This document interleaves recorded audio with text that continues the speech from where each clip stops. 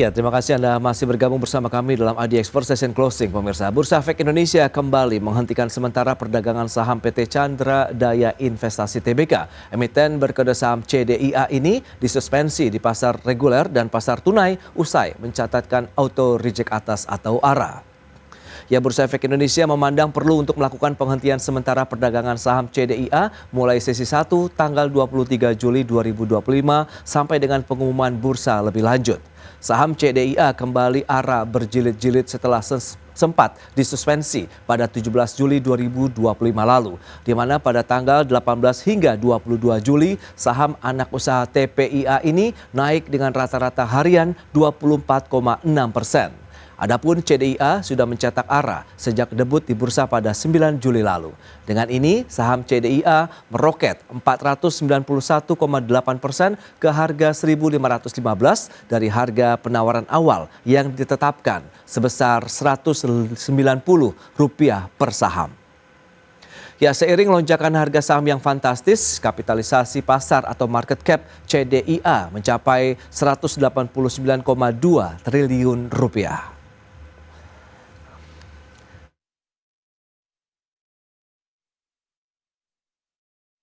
Ya, PT Wijaya Karya Bangunan Gedung Tbk merampungkan proyek pembangunan gedung pusat komando milik BMKG dengan nilai kontrak mencapai Rp252,7 miliar.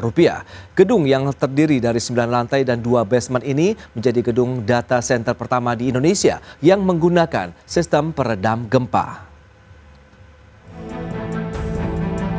Emiten konstruksi PT Wijaya Karya Bangunan Gedung Tbk merampungkan proyek pembangunan gedung pusat komando milik BMKG yang memiliki nilai kontrak Rp252,7 miliar.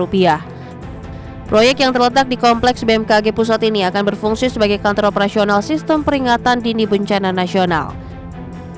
Direktur Operasi 1 Wijaya Karya Bangunan Gedung Bagus Tri Setiana mengatakan, gedung yang terdiri dari 9 lantai dan 2 basement dengan luas total mencapai 8.679,88 meter persegi ini turut dirancang dengan penerapan base isolator type friction pendulum, menjadikannya sebagai gedung data center pertama di Indonesia yang menggunakan sistem peredam gempa. Infonya itu bisa menahan megatrust yang ada di Lempeng di daerah Bandung sana ya. Sampai sini mungkin masih di 8 skala Richter ke atas. 8,8. Nah, 8,8 sampai sini. Ini gedung ini masih kokoh berdiri dengan adanya base isolator tadi dari perhitungan para ahli struktur tadi. PLT Kepala BMKG Dwi Korita Karnawati menyebut, proyek ini merupakan bagian dari Indonesia Disaster Resilient Initiative Project yang didanai Bank Dunia. Tak hanya di Jakarta, fasilitas cadangan juga dibangun di Bali untuk memastikan kontinuitas layanan jika pusat utama terdampak. Pusat komando untuk memberikan multi hazard early warning, peringatan dini multi bahaya yang terkait dengan bahaya geohidrometeorologi. Dirancang dengan struktur tahan gempa yang mengandalkan teknologi friction pendulum base isolator untuk meredam guncangan. Nantinya seluruh sistem tetap bisa berjalan tanpa gangguan ketika gempa terjadi. Adapun penggunaan teknologi base isolator type friction pendulum tersebar di 23 titik gedung dan mampu menahan guncangan gempa dengan periode ulang hingga 2.500 tahun. Dari Jakarta, Ade Firmansyah, AID Channel. Emiten konstruksi BUMN PT Adikarya Persero Tbk mencatatkan laba bersih pada semester pertama tahun 2025 mencapai Rp7,54 miliar. Laba tersebut turun 45,2% dari periode yang sama tahun 2024 yang tercatat Rp13,77 miliar. Emiten konstruksi BUMN PT Adikarya Persero Tbk yang berkode saham ADHI mencatat laba yang dapat diatribusikan kepada pemilik entitas induk pada semester pertama 2025 mencapai Rp7,54 miliar. Laba tersebut turun 45,2% dari periode yang sama tahun 2024 yang sebesar Rp13,77 miliar. Mengutip laporan keuangan di Keterbukaan Informasi Bursa Efek Indonesia, pendapatan usaha ADHI pada semester pertama 2025 turun 32,9% dari Rp5,68 triliun menjadi Rp3,81 triliun.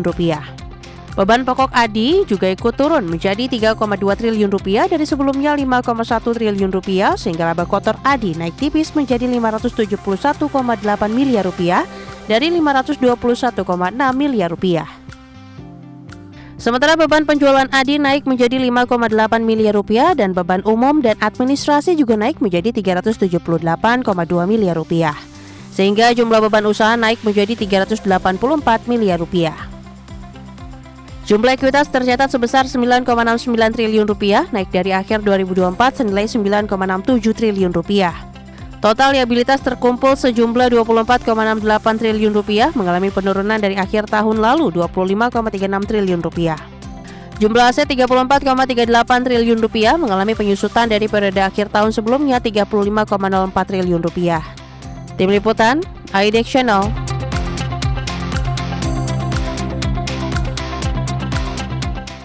Baik pemirsa, berikutnya kami update terkait dengan penutupan indeks harga saham gabungan pada sesi pertama perdagangan hari ini di mana IHSG masih bertahan di zona hijau, mengalami penguatan sekitar 0,77% pemirsa, berada di 7.401,086.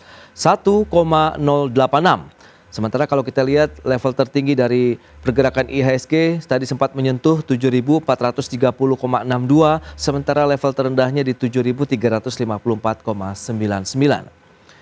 Saham-saham yang mengalami penguatan ada sebanyak 335 saham, kemudian saham yang mengalami pelemahan 238 saham, sementara saham yang tidak bergerak atau stagnan 222 saham. Baik, selanjutnya kita akan update terkait dengan pergerakan saham-saham yang menjadi penggerak indeks harga saham gabungan atau saham-saham yang masuk dalam pergerakan top gainers. Ini dia. Saham-saham top gainer kita ada ADMR yang mendorong ataupun menjadi penopang penguatan indeks harga saham gabungan, kemudian WIRG, kemudian Astra International dan juga Adaro. Itu dia saham-saham yang masuk dalam deretan top gainers. Selanjutnya saham-saham yang sempat menekan indeks harga saham gabungan ada WIFI, kemudian BRPT, PTRO dan juga Toba. Selanjutnya kita akan cermati pergerakan sektoral.